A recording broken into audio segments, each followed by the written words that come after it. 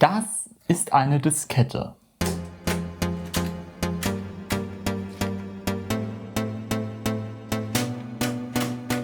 Heute noch bekannt für das Speichern-Symbol, war sie damals der bekannte Standard für Computer und weitere Plattformen. Sei es damals mit den 8 Zoll Disketten aus 1971, später in 1976 mit den 5/4 Zoll Disketten und in 1983 mit den 3,5 Zoll Disketten. Wirklich überall waren Disketten anzutreffen oder auch Floppy Disks. Der Name Floppy Disk kam von den 8 Zoll Disketten aufgrund der Größe von 23 x 23 cm und da diese aus Vinyl oder PVC besteht und flexibel ist. Dasselbe auch mit den 5/4 Zoll Disketten, die auf dieselben Materialien setzen wie die 8 Zoll Floppies. Und diese Art an Disketten ist wahrscheinlich die bekannteste, da diese ja in einer Vielzahl an Computern verwendet worden ist. Sei es die gesamten 8-Bit-Computer wie den C64, VC20, Atari 400 und 800 und bei ganz frühen MS-DOS-Rechnern bzw. auch den ersten IBM-PC. Doch wenn all diese Systeme auf die 5/4 Zoll Disketten setzen, ist die Formatierung überall anders. Ähnlich wie bei USB-Sticks. Auch wenn das physische Format identisch ist, hängt es von der Formatierung ab, ob das System auch mit diesem Format von dem USB-Stick kompatibel ist und da lesen und schreiben kann. Solche Disketten dann sind sehr einfach aufgebaut. Unten sind zwei kleine Aussparungen zu sehen, was es verhindern soll, dass die Diskette bei der Öffnung des Lesekopfes verbogen wird. Ja, und dann ist noch neben diesem großen Loch für den Spindel, der die Diskette dreht, hier auch noch so ein sogenanntes Index-Hole, was im Laufwerk sagt, wo die Diskette anfängt. Und oben hier an der Diskette hier ist auch eine Einkerbung, die dem Laufwerk sagt, ob man auf die Floppy schreiben darf oder nicht. Wenn diese Einkerbung da ist, wie jetzt bei dieser Diskette, da weiß das Laufwerk, dass man auf diese Floppy schreiben darf. Und wenn so eine Einkerbung nicht da ist, dann ist diese schreibgeschützt. Und ihr seht, im Grundkern ist sie ziemlich einfach aufgebaut. Und genauso ist es mit den Laufwerken selber. In einem Diskettenlaufwerk sind viele weitere essentielle Teile drin, neben den Anschlüssen und den Controllern. Zum einen den Spindle, der die Diskette dreht, und ein Steppermotor, welcher den Lese- und Schreibkopf dann bewegt. Gerade dieser Steppermotor ist für die bekannten Geräusche von jedem Diskettenlaufwerk verantwortlich. Auf dem Ding ist ja auch der Lesekopf, der die Daten von der Floppy abliest. Die Daten sind magnetisch draufgeschrieben, ähnlich wie es bei einer Audiokassette wäre, der VHS oder einer Mini-DV-Kassette. Die Diskette ist dann in Sektoren aufgeteilt, wo wir wieder zurück sind bei der Formatierung, da jeder Hersteller den Platz auf einer Diskette anders genutzt hat. Mit dem bloßen Auge ist da aber nichts zu sehen. Genauso wie bei einer CD. Doch auf Wikipedia habe ich diese Visualisierung gesehen, was in etwa das zeigt, wie es aussieht. Und das alles hat richtig gut funktioniert. Disketten waren langlebig, schnell, aber eben nicht überall schnell. Denn wer sich noch daran erinnert, die Geschwindigkeit des C64 Diskettenlaufwerks ist sehr langsam. Es kann wirklich mehrere Minuten dauern, bis eine Floppy in den Arbeitsspeicher geladen ist des C64. Der Grund geht zurück zum VC20, der Vorgänger des C64. Man hat in dem Weg, wie die Diskette Daten an den Computer senden soll, einen Bug gehabt, den man nicht mehr so einfach beheben konnte. Und somit war das langsame Diskettenlaufwerk der Commodore Computer geboren. Nun bei dem VC20 und seinen 5 KB Arbeitsspeicher, da hat man es kaum bemerkt, dass das Diskettenlaufwerk langsam war. Jedoch halt hier beim C64 und seinen 64 KB Arbeitsspeicher halt dann schon. Später gab es ja dann auch schnellere Diskettenlaufwerke von Commodore wie das 1571 oder 1570 zusammen mit dem Commodore 128, welche dann viel schneller waren.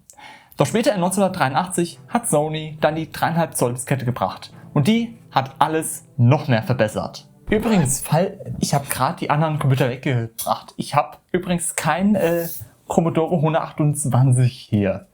Wo ich mal darauf aufmerksam mache, ich habe eine Webseite, wo auch ein Punkt mit Spenden ist.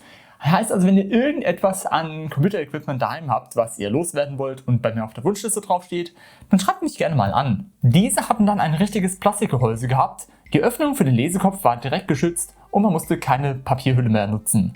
Wenn man die Disketten schützen wollte vor dem Schreiben, konnte man diese auch ganz einfach durch einen kleinen Plastiktab an der Diskette selber festlegen. Und eben, dass diese viel kompakter sind und eine ganze Zeit lang bei Computern im Einsatz waren, bis zu den frühen 2000ern.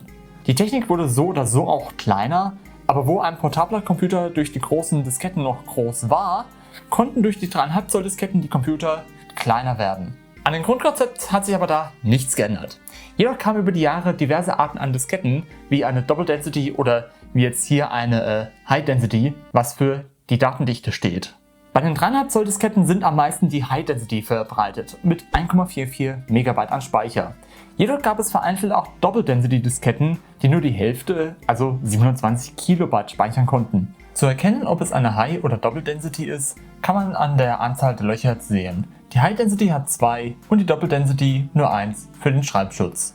Aber wie vorher gesagt, am meisten verbreitet waren die High Density Disketten. Die Double Density waren ganz für den Anfang. Oder gar auch Außergewöhnliches, wie beim ersten Macintosh, der 800 KB Disketten nutzte. Hä? Aber da kommen wir dann aber so langsam an die Zeit an, wo die Diskette langsam von der CD abgelöst worden sind. Denn eine Vielzahl der Software musste auf mehreren Disketten dann so nach und nach vertrieben werden. Windows 95 war das letzte System, was auf Disketten erworben werden konnte. Alles danach wurde nur auf CDs veröffentlicht. Heißt aber nicht, dass die Disketten dann komplett weg waren. Solche Bootdisketten gab es noch. Bei der Installation von Windows XP auch musste man, wenn man extra Treiber gebraucht hat, diese über Diskette laden bei Windows XP. Viele der Peripheriegeräte aus den späten 90ern hatten dann die Treiber entweder auf Disketten gehabt oder die haben selber Disketten genutzt. Beispiele wären jetzt diverses Audio-Equipment, was ein Diskettenlaufwerk genutzt hat. Manchmal sogar auch eine Minidisc, aber das wäre ein Thema für einen anderen Tag. Oder halt auch diese Sony-Kamera, die halt wirklich Disketten als Speichermedium nutzen. Aber alle schönen Dinge haben ein Ende und somit ist auch mit der Diskette hier. Der iMac G3 hatte dann kein Diskettenlaufwerk gehabt, wo Apple viel negative Kritik bekommen hat, warum das entfernt wurde. Das iBook hatte ja auch kein Diskettenlaufwerk mehr gehabt, aber generell sind die Diskettenlaufwerke am schnellsten bei Laptops rausgeflogen. Spätere Computer kamen dann immer weniger mit einem Diskettenlaufwerk, da die Nutzer entweder auf optische Medien setzten, USB-Sticks oder SD-Karten. Konkurrierende Formate gab es auch für eine Diskette, wie die ZIP-Diskette mit 100 MB an Speicher oder auch die MD-Data, was eine Sony Minidisc war, nur für Daten und kein Audio. Das Ding ist auch, dass die Disketten in den späten 90ern und 2000ern dann von der Qualität nachgelassen haben und öfter defekt waren, wie das dieses Mal funktioniert haben. Und das ist ehrlich gesagt so ein bisschen schade, denn viele der Computer von damals sind auf Disketten angewiesen. Klar gibt es moderne Lösungen, wie hier für die Commodore-Rechner gibt es einen SD-Adapter, dass man anstelle eines Diskettenlaufwerks eine SD-Karte nutzen kann. Oder diese USB-Emulatoren, die den Computer vorgeigt, eine Floppy zu sein, aber in Wahrheit ein USB-Stick ist. Wenn ihr denn aber nicht anders könnt und das Retro-Feeling haben wollt mit einer Diskette, es gibt sogar immer noch neue Diskettenlaufwerke, die per USB an einen Computer angeschlossen werden können. Ja, das nutze ich hier auch des Öfteren mal. Aber wenn ihr bei mir auch öfters seid, dann lasst doch ein Abo da oder hier könnt ihr jetzt auch mein letztes Video sehen und hier ein Video, wie ich einen Windows 98 PC gebaut habe. Und bis dahin, man sieht sich.